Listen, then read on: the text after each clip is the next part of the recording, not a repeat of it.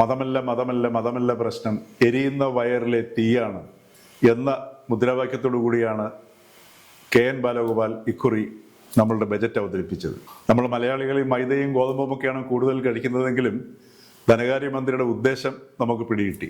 League നേതാവ് KM ഷാജിയുടെ മതമാണ് മതമാണ് മതമാണ് പ്രശ്നം പതുക്കെ ഉണർത്തി UDF അധികാരത്തിൽ വന്നു കഴിഞ്ഞാൽ ജമാഅത്തെ ഇസ്ലാമി കേരളം ഭരിക്കുമെന്ന തെരഞ്ഞെടുപ്പ് പ്രചാരണ അജണ്ട ഉറപ്പിക്കുക. 45 വർഷത്തോളം പഴക്കമുള്ള ഈ DYFI മുദ്രാവാക്യം ബാലഗോപാൽ കാലാനുസൃതമായി ഒന്ന് മാറ്റേണ്ടിയിരുന്നു. ഇന്ന് കേരളത്തിൽ പട്ടിണി മൂലം ആരും മരിക്കുന്നില്ല. എന്നാൽ അമിത ഭക്ഷണവും അത് എരിച്ചു കളയാൻ വയറിലേക്ക് തീ പകരുന്ന സ്പിരിറ്റ് മൂലവും ഒരുപക്ഷെ ഇന്ത്യയിൽ ഏറ്റവും കൂടുതൽ ആൾക്കാർ മരിക്കുന്നതും അതുപോലെ തന്നെ മരിച്ചതിനൊപ്പം ജീവിക്കുന്നതുമായ സംസ്ഥാനം കേരളമായിരിക്കും. പട്ടിണി കൊണ്ടാണെങ്കിലും അമിത ഭക്ഷണം കൊണ്ടാണെങ്കിലും അകാല മരണം തന്നെയാണ്.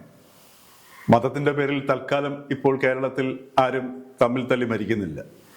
അതിനാൽ അമിത ഭക്ഷണം തന്നെയാണ് പ്രശ്നം. അത് പ്രകൃതിയുടെ താളത്തെ പോലും തെറ്റിക്കുന്നു. വഴിയോരത്ത് വലിച്ചെറിയുന്ന ഷവർമയും കുഴിമന്തിയും ഒക്കെ കഴിച്ച് എലിയും പൂച്ചയും ഒരുപോലെ തടിച്ചു കൊഴുത്തു. എലിയെ കണ്ട് പൂച്ച പേടിക്കുന്ന അവസ്ഥ വരെയും എത്തി. മാത്രവുമല്ല, പൂച്ചയ്ക്കാണെങ്കിലും മേലനങ്ങി ഒന്ന് ചാടാൻ വയ്യാത്ത അവസ്ഥയും.